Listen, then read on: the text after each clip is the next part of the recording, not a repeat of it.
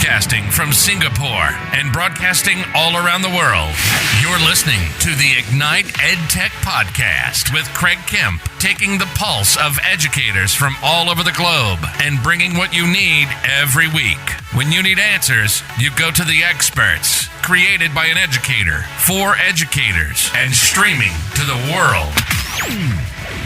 Now, over to your host, Craig Kemp. Hello and welcome to episode 48 of the Ignite EdTech Podcast. I'm your host, Craig Kemp, and I'm thrilled to have your support. As most of you know, I continue to work with the incredibly talented Mark Quinn to improve the final audio quality of this podcast. He has his own podcast production studio that provides editing and mastering services to content creators. To connect with Mark, please see the details in the podcast notes below. And if you haven't followed his Make a Difference podcast, I highly encourage you to do so in your podcast channel of choice. Last week, I encouraged you to think about professional learning. Thank you for sharing as always. Check out the social streams for more. This week, I wanted to ask about your thoughts on getting back to face-to-face consistency. Over the weekend, my 7-year-old daughter and I went out on a daddy-daughter date. And while out, we got talking about COVID and remote learning. We've been incredibly lucky here in Singapore, with our children being back in face-to-face classroom learning since August. However, I wanted to hear my daughter's thoughts on remote learning and how she would feel if she had to get back to it again. Her answer was yes, I loved it. And when I asked her why, she said that she could learn what she wanted, when she wanted, and at her own pace. She didn't have to wait for others or her teacher, and shared how she felt she would learn more in this scenario. Don't get me wrong, this isn't for everyone, but it was cool to hear her perspective. The one thing though that she'd miss? Friends. As we think through these scenarios of moving in and out of remote learning, some countries are looking like they'll be able to have face-to-face conferences and learning opportunities for educators soon, and some countries like New Zealand and Australia are already doing this. When you think about this from your context, what excites you about face-to-face adult learning and what scares you? Will you jump straight into the chance to attend conferences and face-to-face learning? Or will you stay online temporarily or even permanently? I'd love to hear your thoughts and what you're planning to do when this becomes an opportunity for you. Please share with me via our Ignite EdTech social streams. I look forward to hearing your responses soon. A tool that has positively impacted the authentic and purposeful use of technology into classrooms and meeting rooms that I have worked in is Class Dojo. Class Dojo is a school communication platform that teachers, students, and families can use every day to build close-knit communities by sharing what's being learned in the classroom home through photos, videos, and messages.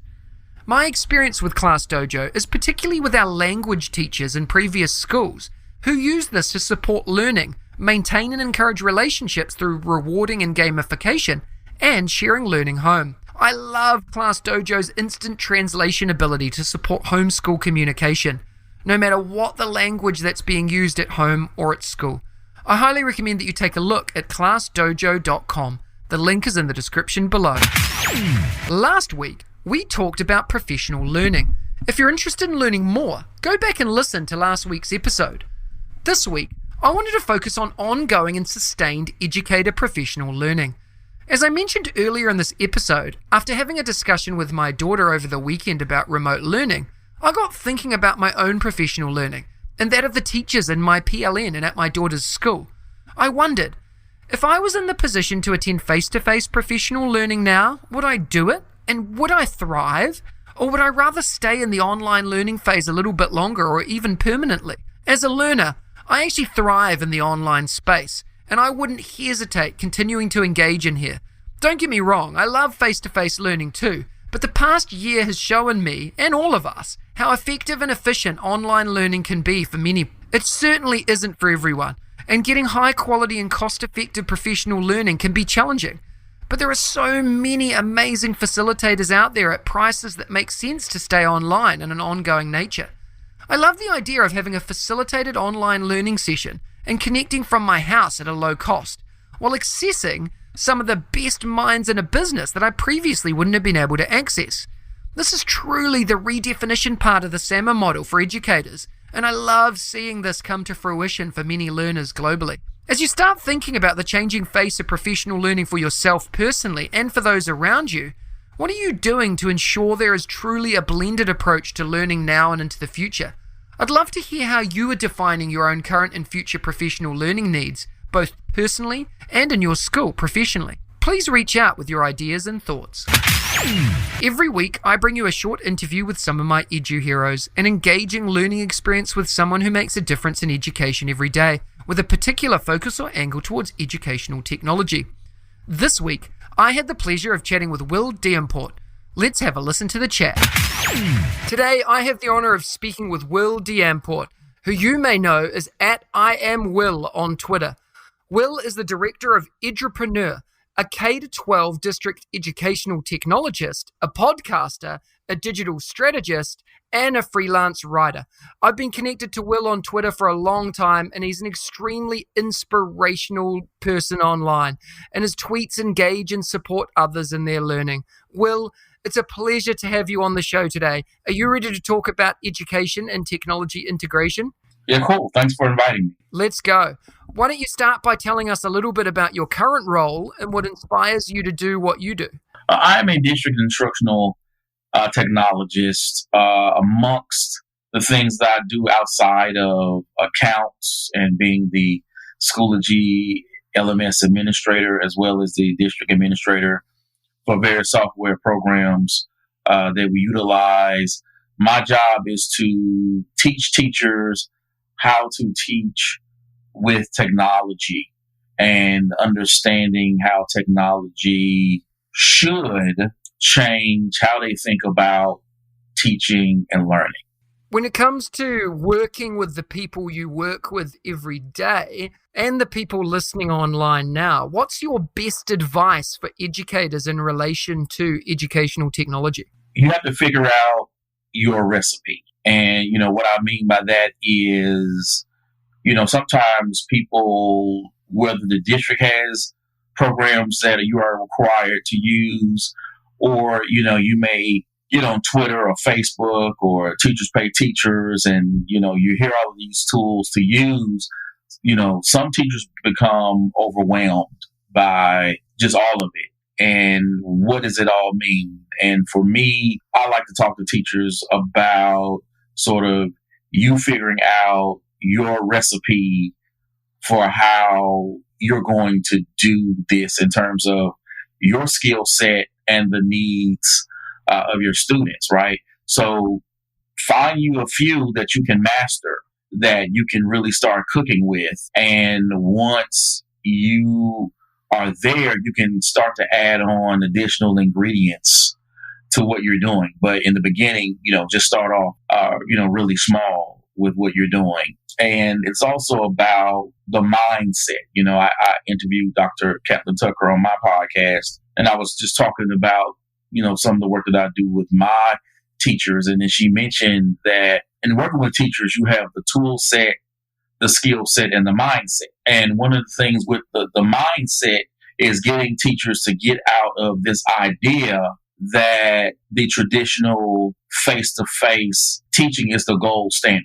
We know whether, let's say United States, whether we're looking at the reading and math scores, and I'm not one who hangs his hat on testing, but when you look at those scores for Black and Brown students in English and math, they're hovering around 40% nationwide. So you can't tell me the traditional sit and get, you talk worksheet is working, that it's the gold standard.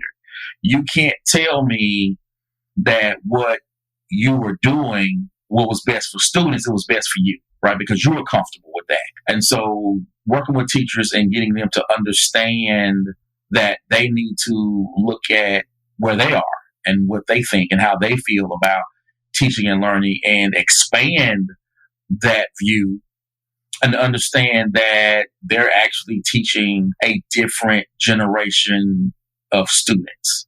And I call them the mobile generation of students. So they're always connected, and how they view technology and view connections and view what can be done with technology is far different than the average, teacher or average adult, right? They live in a world far different than we do. And so, just getting teachers to really sort of sit back examine their own biases about what does real teaching and learning look like, have them look at their students for who they are, and try to meet them where they are and utilize the technology. Don't see it as an add-on. Don't see it as a distraction.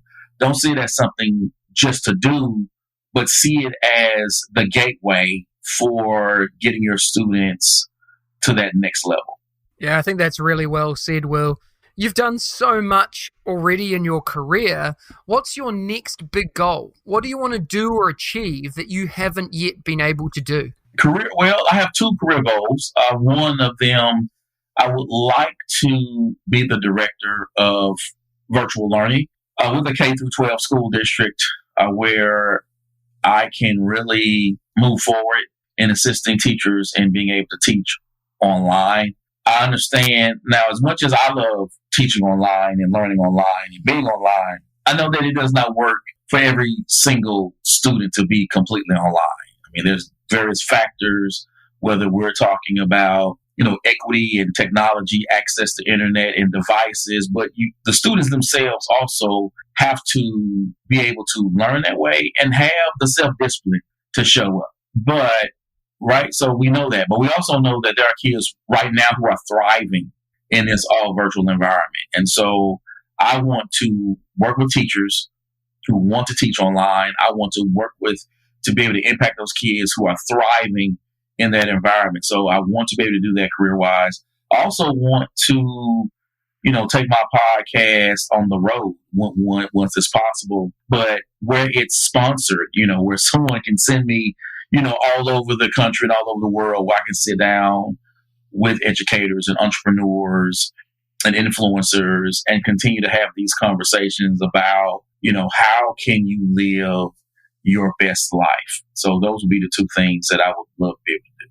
Tell us a little bit about the EduPreneur. What is it, and how and why did you start it? It is a documentary that, the idea of doing a documentary actually came from Dr. Sarah Thomas, who is the CEO and founder of EduMatch and EduMatch Publishing. I actually had her on my show. And when we stopped recording, I said, hey, Doc, I would love to work with you and write a book. I said, but I don't have a book in me. And she said, well, you could do a documentary. And I said, what are you talking about? And, she said, well, you're already doing these interviews. You could just do some and then it could be woven together to tell a story. And I was like, oh, that's amazing. And so she said, look, I'm going to see over the paperwork so you could put together a proposal. I originally was going to do something related to one-to-one classrooms. And I was at a point to where I was bored at work and I was bored talking about that stuff. So I said, I love what I'm doing with my podcast. I need to talk about this. Like, this is a story that needs to be told. So I put together the proposal for the EduPreneur, and it's really about the stories of 8 educators who talk about their successes and challenges of being educators and educational consultants. And so I put together my dream list of people, and then I reached out to Dr. Sarah because I said, this feels incomplete. I need one more person. And she gave me a name, and we talked, and then she interviewed, and I said, yo, this is going to be like very special. And I felt really good about it, particularly when I had a chance to step away from it, because we spent so much time, reviewing footage, and Dr. Sarah edited the first movie, and we just kept going back. And once I got a chance to step away from it, once it was out and people were watching it, and some people would send me pictures on Twitter of their TV screen watching it. And I was like, wow, this is amazing. It's out there. And then I actually watched it on Vimeo myself. And I said, wow, we did this, right? It was awesome. And so it's really for that educator who is thinking about, how can I make that impact in the income? How can I take what I'm doing in the classroom, my passion for whatever it is that you want to do, whether it's instructional technology, it is social emotional, it's equity, whatever is driving you in your classroom and your teaching, how you can make that greater impact outside of the confines of your classroom and school district and make that impact and make the income on the side. So I'm a real huge proponent of every individual creating multiple streams of income. We work in the field, particularly in the United States, so I can't speak for other countries, but in the United States, all of our salaries are usually determined by two things. It is what the state has said is a base salary and a local supplement. And your local supplement is determined by your tax base. And that's it. And some teachers get sort of regular bumps every year, but those regular bumps aren't huge. It may be $200, maybe $500. And we normally don't see that huge, we'll never see a huge pay raise, but we don't see sort of a bump of $1,000 or more until the legislature decides, hey, this is it. And it doesn't matter what measuring stick a school district uses, whether it's your evaluations or test scores, you can't get a raise. And so, you can't negotiate, you can't, it's not like working at Apple where, they can give you stellar evaluations and you can go back to the table and say, I want a $5,000 raise. You are what you are.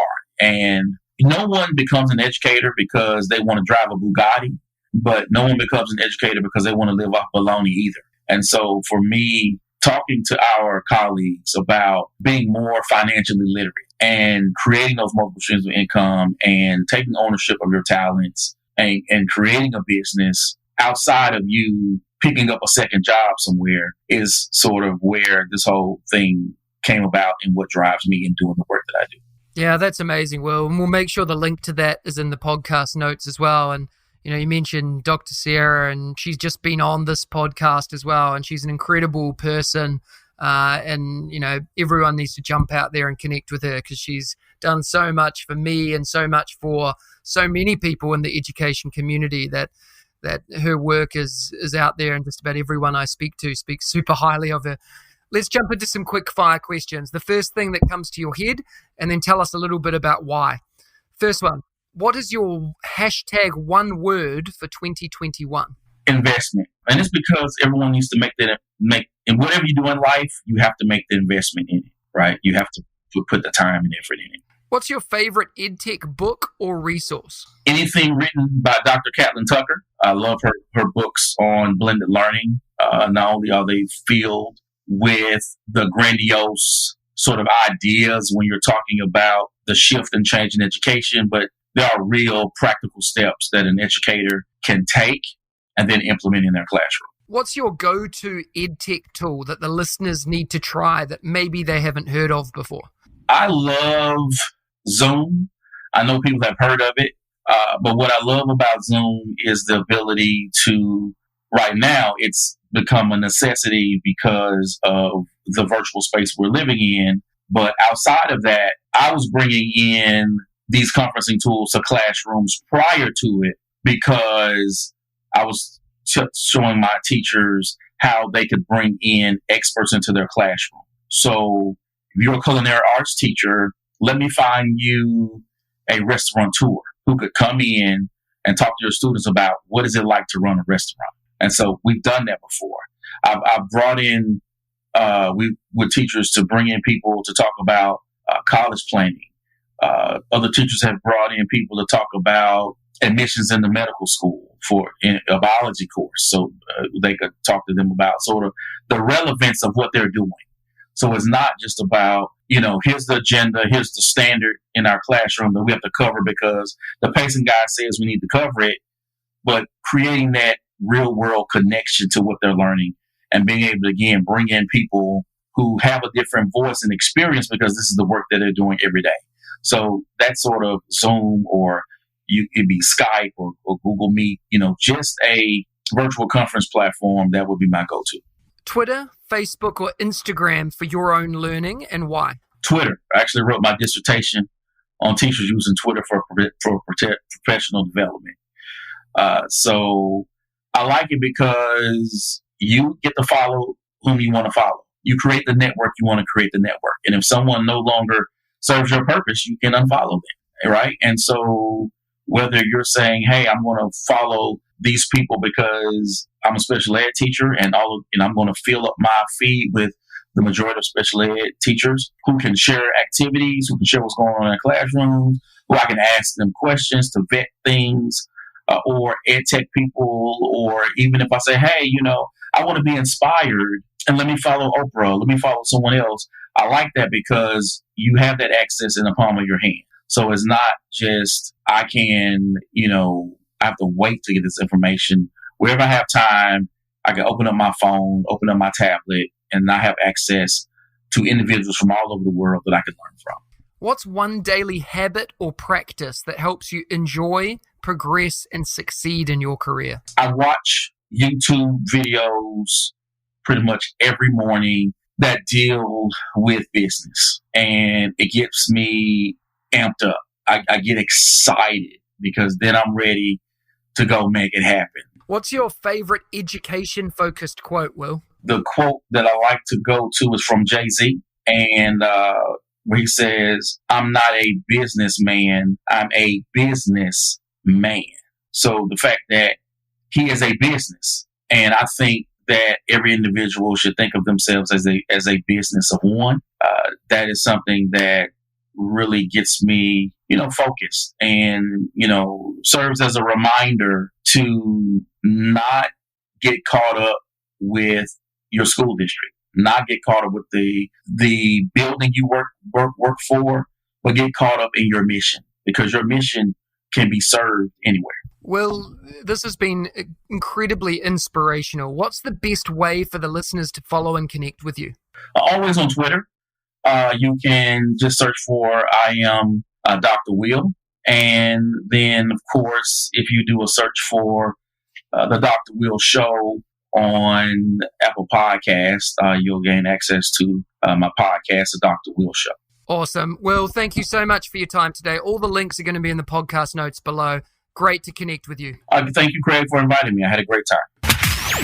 Next week, join me for episode 49 of the Ignite EdTech Podcast, when I'm joined by Jamie Donnelly. One of the things I love doing is giving away prizes as a thank you for tuning in, listening, and hopefully following the Ignite EdTech Podcast. Last week, I gave away a BeeBot Robot. To win, you need to complete the form at bit.ly/edtechwin.